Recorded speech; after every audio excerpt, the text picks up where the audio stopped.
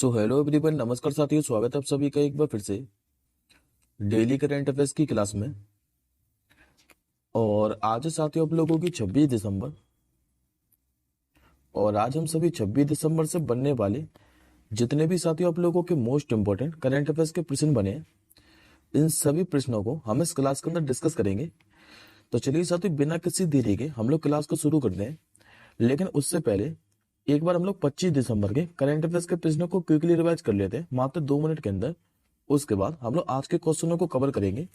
तो याद करिए साथियों, लास्ट क्लास के अंदर मैंने आप लोगों को पढ़ाया था कि अभी जो ऑल इंडिया लिमिटेड है, इसके नए जो सीएफओ है यानी कि मुख्य वित्तीय अधिकारी, ये कौन बने थे? तो अभिजीत मजूमदार।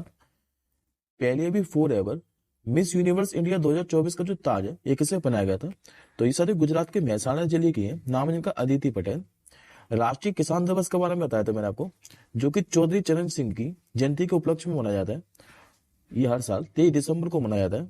अभी 20 दिसंबर को भारतीय नौसेना को युद्धपोत 12,707 सूरत और 12,651 जो नीलगिरी है, 21 परियोजना के तहत भारतीय नौसेना को सौंपे गए।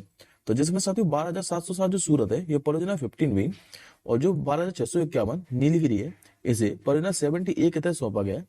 नेटवर्क रेडीनेस इंडेक्स के बारे में बताया था मैंने आपको। इसमें भारत की रैंक क्या रही है? तो 49। फरवरी 2025 में गर्भाशय गरीब के कैंसर से निपटने के लिए जो HPV टीकाकरण है, ये कौन सा देश लॉन्च करने जा रहा है? तो नेपाल। गणतंत्र दिवस 2025 की झांकियों के लिए चुनी गई मैंने आप लोगों को थीम बताई थी, और इस थीम का क्या नाम था? स्वर्णिम भारत, विरासत और विकास। हिमाचल प्रदेश उच्च न्यायालय के मैंने आपको मुख्य न्यायाधीश बताए थे, ये भी कौन बने हैं? तो GS संदावलिया। और ये हिमाचल प्रदेश उच्च न्यायालय के 30वें मुख्य न्यायाधीश है। भोपाल में भी पुरुषों की 10 मीटर एयर राइफल स्पर्धा में जो स्वर्ण पदक है, ये साहू तुषार माने ने जीता था। और लास्ट क्वेश्चन 10वां मैंने आप लोगों को पढ़ाया था कि D3 आर्थिक सहयोग संगठन की 11वीं जो शिखर सम्मेलन की बैठक है, ये कहां पर हुई थी? तो युद्ध साथी मिस्र के अंदर। आई होप साथियों को कल के यानी कि 25 दिसंबर के सारे करंट अफेयर्स के प्रश्न क्लियर होंगे। अब बढ़ते हैं हम लोग आज के प्रश्नों की ओर। तो आज का पहला प्रश्न साथियों आप लोगों के सामने रहा और राज्यपाल से संबंधित है। आप लोगों से पूछ रहा है कि अभी बिहार राज्य का जो नया राज्यपाल है, ये किससे नियुक्त किया गया है? तो देखिए साथियों, अभी जो राजेंद्र विश्वनाथ अर्लेकर थे, इन्हीं के स्थान पर अब बिहार का नया राज्यपाल जो है, ये केरल के राज्यपाल को बना दिया है। नाम है जिनका आरिफ मोहम्मद खान। करेक्ट आंसर हो जाएगा आपको ऑप्शन नंबर डी। ये रहे साथियों आपको इमेज में आरिफ मोहम्मद खान। और ये साथियों पहले केरल के राज्यपाल थे, लेकिन इनको अभी बिहार का नया राज्यपाल बना दिया है। हालांकि साथियों राष्ट्रपति द्रौपदी मुर्मू जी ने क्या है कि अभी 5 राज्यों में नए राज्यपालों की नियुक्ति की है। एक बार दोस्तों मैं आप लोगों को सारे के सारे बता देता हूँ। देखिए साथियों, केरल के जो राज्यपाल थे, जिनका नाम आप लोगों को पता है आरिफ मोहम्मद खान, इनको तो बना दिया बिहार का राज्यपाल। इसके बाद बिहार के जो राज्यपाल थे राजेंद्र विश्वनाथ अर्लेकर, इनको साथियों चेंज कर कर अब केरल का राज्यपाल नियुक्त कर दिया है। विजय कुमार जो सिंह है, ये भी मिजोरम के नए राज्यपाल बन गए। और मिजोरम के जो राज्यपाल थे इससे पहले डॉक्टर हरिबाबू कम्बमपति, इनको बना दिया साथी उड़ीसा का राज्यपाल। जबकि साथी जो अजय कुमार भल्ला थे, इनको बना दिया है, जो कि पहले साथी होम सेक्रेटरी थे, इनको अभी मणिपुर का नया राज्यपाल बना दिया। तो बनना क्वेश्चन है, याद रखिएगा अभी 5 राज्यों के नए राज्यपाल बन गए। लेकिन दोस्तों आप लोग इसमें से एक क्वेश्चन और याद रखिएगा, यदि पूछिए कि राज्यपाल बनने के लिए जो न्यूनतम आयु है ये कितनी चाहिए, तो याद रखेंगे 25 वर्ष। अब बढ़ते हैं हम लोग आज के दूसरे प्रश्न की ओर। आज का दूसरा क्वेश्चन दोस्तों आप लोगों से पूछ रहा है कि जो राष्ट्रीय विज्ञान ड्रामा महोत्सव है 2024, यह भी कहां पर आयोजित किया जाएगा? तो इसका साथियों जो आयोजन है, ये किया जाना नई दिल्ली के अंदर। सही उत्तर होगा आपको ऑप्शन नंबर ए। दरअसल साथियों राष्ट्रीय जो विज्ञान ड्रामा महोत्सव है 2024, इसका जो आयोजन है यह भी 27 से लेकर 28 दिसंबर तक राष्ट्रीय विज्ञान केंद्र जो दिल्ली है, यहीं पर आयोजित किया जाएगा। जबकि साथियों इस कार्यक्रम को उद्घाटन कौन करने वाले हैं? तो प्रोफेसर अशोक चक्रधर। और इसका समापन कौन करेंगे? तो श्री रॉबिन कुमार दास, जो कि ये इसमें मुख्य अतिथि होंगे। और इस कार्यक्रम में साथियों चर्चा होगी, क्या होगी? तो कृत्रिम बुद्धिमत्ता को लेकर जलवायु परिवर्तन, जल संरक्षण और चिकित्सा के क्षेत्र पर, इन विषयों पर इसमें चर्चा होगी। और जबकि इस महोत्सव में पूरे भारत से 40,000 से अधिक छात्र भाग भी लेंगे। बात करते हैं दोस्तों हम लोग दिल्ली के बारे में। तो दिल्ली की याद करिए, मैंने आपको नई मुख्यमंत्री बताई थी, जो कि भी अतिशय मांडलोनी बनी है। और राज्यपाल आप सभी जानते हैं, जो कि उपराज्यपाल होते हैं यहाँ पर। और इनका क्या नाम है? तो विनय कुमार सक्सेना। अब बढ़ते हैं हम लोग आज के तीसरे प्रश्न की ओर। आज का दोस्तों आपको जो तीसरा प्रश्न है, ये दिवस से संबंधित है। आप लोगों से पूछ रहा है कि राष्ट्रीय जो उपभोक्ता दिवस है ये प्रतिवर्ष कब मनाया जाता है। तो हर साल साथ जो राष्ट्रीय उपभोक्ता दिवस है ये मनाया जाता है आपका 24 दिसंबर को। राइट आंसर हो जाएगा आपको ऑप्शन नंबर सी। उपभोक्ता को जागरूकता बढ़ाने के लिए हर साल 24 दिसंबर को राष्ट्रीय उपभोक्ता दिवस मनाया जाता है। और हर साल साथ किसी न किसी विषय के साथ मनाया जाता है। तो 2024 के लिए इसकी थीम क्या है, तो वर्चुअल सुनवाई और उपभोक्ता न्याय तक डिजिटल पहुंच, ये 2024 के लिए राष्ट्रीय उपभोक्ता दिवस की थीम है। और यहाँ से साथ ही एक क्वेश्चन और पूछता है कि जो उपभोक्ता संरक्षण अधिनियम है ये कब पारित किया गया था। तो ये डेट एग्जैक्ट याद रखिएगा 1986 के अंदर। और भारतीय उपभोक्ताओं को क्या है कि 6 अधिकार होते हैं संरक्षण के लिए। कौन कौन से, तो सुरक्षा का अधिकार, जानकारी अधिकार, चुनाव का अधिकार, अपनी बात रखने का अधिकार, शिकायत और निवारण का अधिकार और उपभोक्ता अधिकारियों शिक्षा प्राप्त करने का अधिकार। ये 6 के 6 उपभोक्ताओं के संरक्षण से संबंधित अधिकार है जो कि उपभोक्ता को होते हैं। और एक क्वेश्चन दोस्तों यहाँ से आप लोगों को और याद रखना है, हालांकि साथियों ये खुद में एक न्यूज है, मैंने अलग से स्लाइड में टाइप नहीं की क्योंकि इसी से संबंधित है। अभी उपभोक्ता मामले के जो विभाग है इसने 3 नए अप्रोच किए, जिसमें से साथियों एक तो कौन सा है, तो जागो ग्राहक जागो है, दूसरा इसमें जागृति है और तीसरा जागृति डैशबोर्ड। ये तीनों एप्लीकेशन को लॉन्च किया अभी उपभोक्ता मामलों के विभाग ने। अब ये साथियों आज के आपके दिसंबर महीने के सारे डेज है। हालांकि मैंने दोस्तों आपको कल ही रिवीजन कराए थे, आज आप लोग खुद से रिवीजन कीजिएगा क्योंकि आज आप लोगों की जो क्लास है पहले ही लेट हो गई है। आज आप लोग इस दिवस को पीडीएफ के माध्यम से रिवीजन कीजिएगा। पीडीएफ आपको हमारे साथ ही टेलीग्राम ग्रुप पर मिल जाएगी और टेलीग्राम ग्रुप का जो लिंक है उस वीडियो के डिस्क्रिप्शन बॉक्स में है, तो आप लोग हमारे टेलीग्राम ग्रुप से जरूर जुड़ जाइएगा। अब बढ़ते हम लोग आज के चौथे प्रश्न की ओर। आज का चौथा प्रश्न साथियों आप लोगों से पूछ रहा है कि अभी कतर ने किस देश में 13 वर्षों के बाद अपना जो दूतावास है आधिकारिक रूप से फिर से खोल दिया है। तो ये खेला साथियों सीरिया देश के अंदर। करेक्ट आंसर होगा आपको ऑप्शन नंबर सी। साथियों हाल ही में कतर ने क्या है कभी सीरिया में 13 वर्षों के बाद अपना जो दूतावास है आधिकारिक रूप से फिर से खोल दिया है। क्योंकि साथियों सीरिया में शुरुआती गृह युद्ध के दौरान कतर ने क्या है कि अपना दूतावास यहाँ पर बंद कर दिया था और अभी 13 वर्षों के बाद फिर से खोला है। बात करते हैं हम लोग सीरिया के बारे में। तो पहले साथियों आप लोग मैप में एक बार लोकेशन देख लीजिए कि सीरिया स्थित कहाँ पर है। तो इस साथियों को भूमध्य सागर देखने को मिलेगा, मेडिटेरियन सी, और यहाँ पे आपको देखने को मिलेगा सीरिया। सीरिया एक तो दोस्तों जॉर्डन के साथ सीमा साझा करता है, दूसरी इसको जो सीमा है ये लगती है लेबनान के साथ, तीसरी जो अपनी सीमा साझा करता है ये करता है इराक के साथ, और चौथी इसकी जो सीमा है ये लगती है तुर्की के साथ। सीरिया की यदि आप लोगों से राजधानी पूछे तो ये दमिश्कस, और जबकि यहाँ पर मुद्रा के चलते हैं तो सीरियाई पाउंड। अब आज का आप लोग 5वां प्रश्न देखिए। आज का 5वां क्वेश्चन साथी आप लोगों से पूछ रहा है कि कौन सा ऐसा राज्य है जो कि विधानसभा नेशनल ई विधान एप्लीकेशन से जुड़ने वाला भारत का पहला राज्य बन गया है। तो खाली साथी बल्लारी क्वेश्चन है, आप लोगों से इतना ही पूछेगा कि अभी जो हिमाचल प्रदेश राज्य है ये विधानसभा नेशनल ई विधान एप्लीकेशन से जुड़ने वाला भारत का पहला राज्य बन गया है। बात करते साथियों पहले हम लोग हिमाचल प्रदेश के बारे में।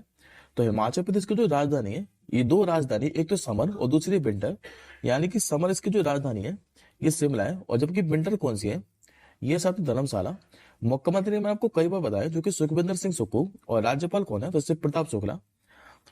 अब एक बार साथियों हिमाचल प्रदेश से संबंधित हम लोग करंट अफेयर्स के प्रश्नों को डिस्कस कर लेते हैं जो कि मैंने साथियों को लास्ट 3 महीने के अंदर पढ़ाए। याद करिए मैंने आपको बताया हिमाचल प्रदेश सरकार ने अभी मुख्यमंत्री सुख शिक्षा योजना शुरू की थी।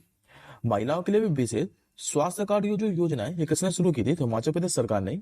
हिमाचल प्रदेश में महिलाओं के लिए विवाह की जो न्यूनतम आयु है ये 18 से बढ़ाकर कितनी कर दी है, तो 21 वर्ष। ड्रोन नीति लागू करने वाला भारत का पहला राज्य कौन सा बना था, तो हिमाचल प्रदेश ही। और राज्य सरकार के द्वारा जो हाटी समुदाय है इनको अभी अनुसूचित जनजाति का दर्जा भी मिला था। अब बढ़ते हम लोग आज के 6वें प्रश्न की ओर। आज का साथियों आप लोगों से 6वां क्वेश्चन पूछ रहा है कि अभी किस देश ने जो वर्ल्ड ईगल है इसको नेशनल बर्ड का दर्जा दे दिया है। तो ऐसा करने वाला साथियों जो देश बन गया है जिसने भी वर्ल्ड ईगल को नेशनल बर्ड का दर्जा दे दिया है ये दे दिया अमेरिका ने। करेक्ट आंसर हो जाएगा आपको ऑप्शन नंबर ए। अभी अमेरिका में साथियों जो 40वें नंबर के प्रेसिडेंट थे जो बाइडेन, इन्होंने वर्ल्ड ईगल को नेशनल वर्ल्ड बनाने के बिल पर मंजूरी जताई थी। और इसी के बाद से 240 साल से भी अधिक समय के बाद जो वर्ल्ड ईगल है इसको नेशनल वर्ल्ड का दर्जा दे दिया गया। हालांकि साथियों इससे पहले इस वर्ड को क्या है कि खाली राष्ट्रीय प्रतीक माना जाता था और इसका जो इस्तेमाल है ये अमेरिका में 1782 से आधिकारिक दस्तावेजों में किया जा रहा है। अब बात करते हैं हम साथियों अमेरिका के बारे में। तो अमेरिका के अभी वर्तमान में जो 47वें नंबर के प्रेसिडेंट बनने वाले हैं, ये कौन बनेंगे? तो ये बनने वाले साथियों डोनाल्ड ट्रंप। और यहाँ की राजधानी क्या है? तो ये वॉशिंगटन डीसी, जबकि यहाँ पर मुद्रा क्या चलती है? तो डॉलर। अब बढ़ते हैं हम लोग आज के 7वें प्रश्न की ओर। आज का 7वां प्रश्न दोस्तों आप लोगों से पूछ रहा है कि हाल ही में जो हिमा दास है, इन पर 16 माह का प्रतिबंध लगा दिया है। आप लोगों को मुझे ये बताना है कि इनका संबंध किस खेल से है।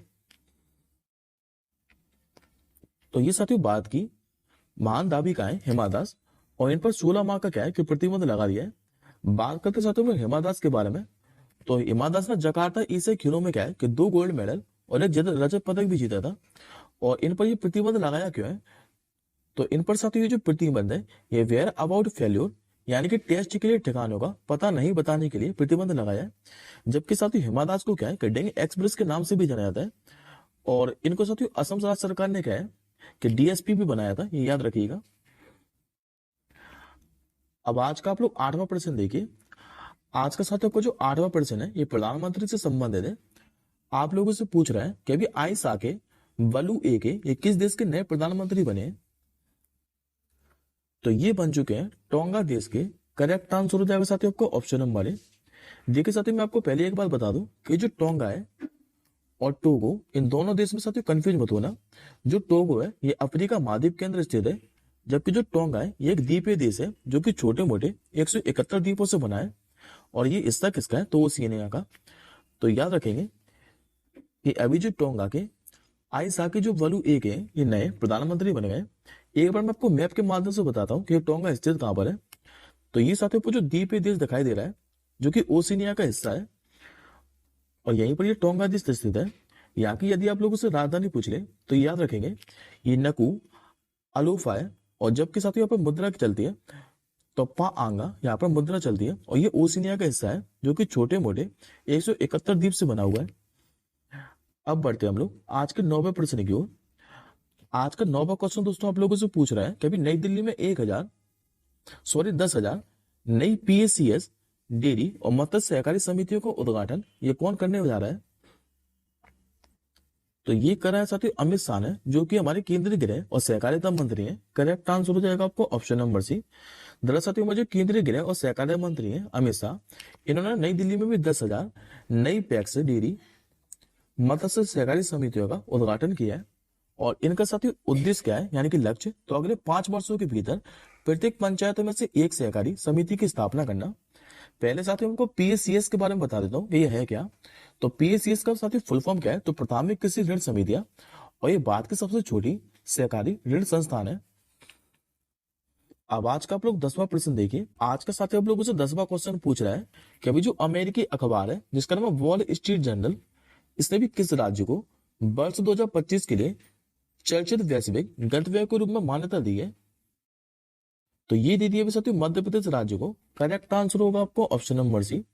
और ये जो साथियों मान्यता है, जो अमेरिकी अखबार है वॉल स्ट्रीट जर्नल, इसने मध्य प्रदेश की समृद्ध विरासत, अद्वितीय वन्य जीवन और मनोहर प्राकृतिक सौंदर्य को देख के दी है। और विशेष रूप से साथियों बात करें तो यूनेस्को की जो विश्व धरोहर स्थल है, इसमें मध्य प्रदेश का जो खजुराहो है, पन्ना और जो बांधवगढ़ है ये शामिल है। और ये इसी के महत्व को उजागर करती है। बात करते हैं हम लोग मध्य प्रदेश के बारे में। तो यहाँ के मुख्यमंत्री मैंने आपको कई बार बताया जो कि डॉक्टर मोहन यादव। राज्यपाल कौन है यहाँ के? तो मंगू भाई जी पटेल। और राजधानी आप सभी जानते हैं जो कि भोपाल। अब बढ़ते हम लोग आज के 11वें प्रश्न की ओर। आज का 11वां क्वेश्चन साथियों आप लोगों के सामने रहा, और आप लोगों से पूछ रहा है कि अभी किस अंतरिक्ष एजेंसी के द्वारा 30 दिसंबर 2024 को स्पीड एक्स मिशन को लॉन्च किया जाएगा?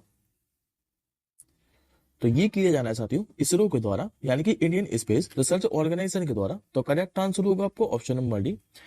और इस मिशन के तहत साथियों होगा क्या? तो इस मिशन के तहत भारत स्पेस डॉकिंग की तकनीक का प्रयोग करेगा।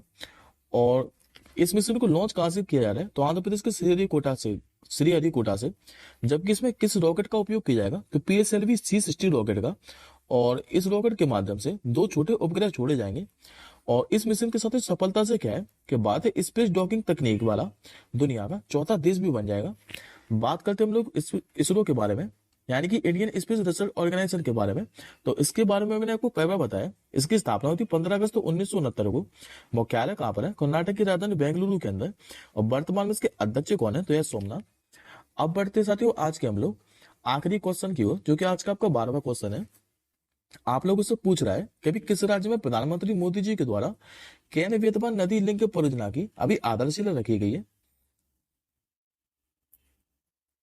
ये रखी गई अभी मध्य प्रदेश राज्य के अंदर ही। करेक्ट आंसर हो जाएगा आपको ऑप्शन नंबर ए। अब इस प्रश्न के बारे में साथियों थोड़ा ध्यान से समझिएगा, ये काफी ज्यादा महत्वपूर्ण प्रश्न है। देखिए साथियों, भी राष्ट्रीय जो नदी जोड़ा परियोजना है, इसी नीति के तहत ये पहली है केन बेतवा नदी जोड़ो परियोजना। और इसकी जो आधारशिला है, यह भी माननीय प्रधानमंत्री मोदी जी ने मध्य प्रदेश के खजुराहो में रखी है। और इस परियोजना के तहत साथियों होगा क्या? तो मध्य प्रदेश के 10 जिलों के लगभग 44 लाख, जबकि उत्तर प्रदेश के 21 लाख लोगों को पीने का पानी उपलब्ध कराया जाएगा। और इस पर साथियों खर्च कितना आने वाला है? तो 44,605 करोड़ रुपए। और यदि साथियों और डीप में अगर आप लोगों से पूछे कि जो केन बेतवा नदी जोड़ो परियोजना है, ये कहां से होकर गुजरती है, तो याद रखेंगे पन्ना टाइगर रिजर्व से होकर। और केन नदी की बात करें तो उत्तर प्रदेश के बांदा जिले में ये यमुना नदी से मिलती है। जबकि जो बेतवा नदी है, ये उत्तर प्रदेश के हमीरपुर में यमुना नदी से मिलती है। अब बात करते हैं हम लोग मध्य प्रदेश के बारे में। तो ये मैं साथियों को पिछले क्वेश्चन में ही बता चुका हूँ कि राजधानी क्या है यहाँ की? तो भोपाल। मुख्यमंत्री कौन है? तो डॉक्टर मोहन यादव। राज्यपाल यहाँ के मंगू भाई सी पटेल। लोकसभा की सीटें पूछे तो यहाँ पर 29 है। राज्यसभा की सीटें कितनी है? तो 11। अब ये दोस्तों आपका आज का क्वेश्चन ऑफ द डे है। और इस प्रश्न का आंसर मुझे आप लोग कमेंट बॉक्स के अंदर बताएंगे कि अभी बात का पहला जय बिटूमेन जो राजमार्ग है, इसका उद्घाटन अभी कहां पर किया गया है? और ये भी बताइएगा साथियों किसका उद्घाटन किया किसने है। अब हम जल्दी मिलेंगे कल सुबह 4:30 बजे अगली क्लास के साथ ही। तब तक के लिए साथियों जय हिंद, वंदे मातरम।